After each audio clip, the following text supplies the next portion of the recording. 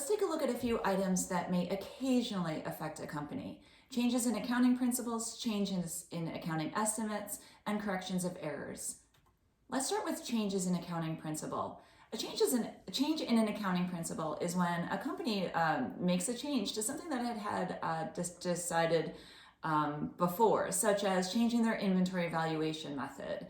So let's just say a company changes from the FIFO cost method for inventory to the weighted average cost method. What does the company do? In the year that it decides to make that change, of course, that current year is going to be using the new method, let's say average cost. But remember, when we look at companies' income statements, they're always in a comparative format. The SEC requires the income statement to show not only the most recent year, but the 2 years prior to that. So the investor can easily see how did performance change across this three-year period. So it wouldn't make sense if 2019's information was based on income based on the average cost method, if 2018 and 2017's incomes were based on the FIFO method.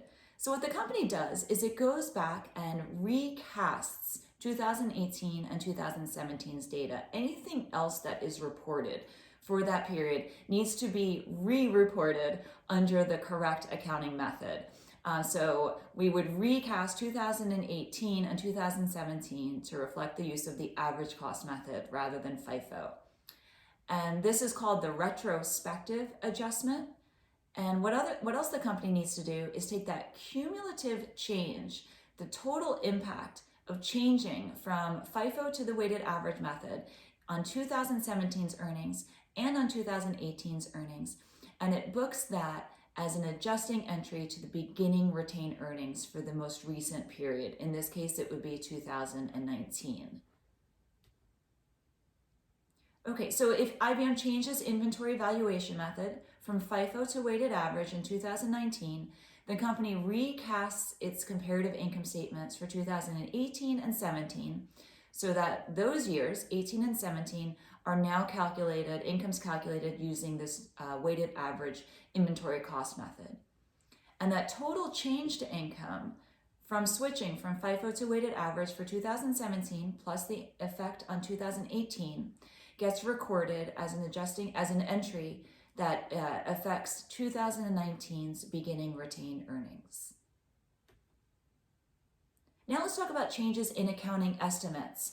Examples include changing when companies are calculating their depreciation expense. Remember, they have to estimate what is salvage value going to be, or residual value. When I sell this or scrap this asset sometime in the future, what do I expect I'm going to get for it? How long do I think I'm going to use this asset for? When a company is estimating its uncollectible accounts expense or its bad debts expense, it has to make an estimate of those credit sales. So if a company has new information as time goes by and changes its estimate, then we don't go back, we don't recast prior years, we don't do a retrospective adjustment. All we do is make the change when we're calculating, let's say, depreciation expense this period. We just go based on the new information. Well, if our current book value of our equipment is $10,000, and we were saying that we had 4 years remaining for this equipment, now we feel we can use this equipment for 6 more years, and we just change that denominator, which changes our depreciation expense for this period, and then, of course, going forward.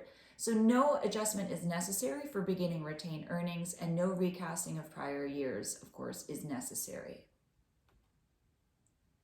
We may also need to change our financials because we noticed that an error was present in one of the previous years that were reported. These errors could be mathematical mistakes, mistakes in applying GAAP, or just simply an error. These corrections are treated as prior period adjustments, so we need to go back and restate those prior periods. And for this current accounting period, we're going to adjust the beginning balance of retained earnings. Here's an example. In 2018, Hillsborough Company determined it incorrectly overstated its accounts receivable and sales revenue by $100,000 in 2017. So this realization was made in 2018 that the prior year's income was wrong. In 2018, Hillsborough makes the following entry to correct this error. So we're going to debit to decrease retained earnings and credit accounts receivable to decrease accounts receivable. So what factors can affect the statement of retained earnings? What increases retained earnings? Net income, as we've discussed before. A change in accounting principle could, if the cumulative impact is to increase retained earnings. And these prior period adjustments. The prior period adjustments are these corrections of errors. And what could decrease retained earnings? A net loss instead of net income. Of course, we know dividends always decrease retained earnings. And then a change in accounting principle or prior period adjustments, of course, may possibly decrease retained earnings. Here's an example for Woods Company. Before issuing the report for the year ended December 31st, 2017, you discover a $50,000 error, that's net of tax, so we can ignore taxes, that caused the prior year, 2016's cost of goods sold to be understated or too low, and thus net income was overstated or too high in the prior year. Would this discovery have any impact on the reporting of the statement of retained earnings for 2017? Well, of course it would, right? We have our beginning balance, $1,050,000, and then the next thing we do is we show that prior period adjustment.